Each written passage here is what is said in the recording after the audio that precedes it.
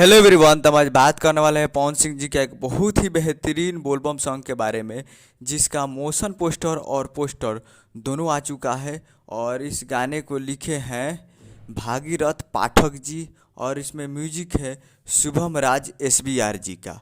और इस गाने को गाए हैं पवन सिंह जी, जो कि आपको स्क्रीन कवर दिखाई दे रहा है। जिस सॉन्ग का टाइटल रखा गया है काशी में शिव शंकर, जिसका टाइटल है काशी में शिव शंकर। और बहुत दिन के बाद पवन सिंह जी का ये पोस्टर देखने को मिला है सारेगामा हम भोजपुरी यूट्यूब चैनल से।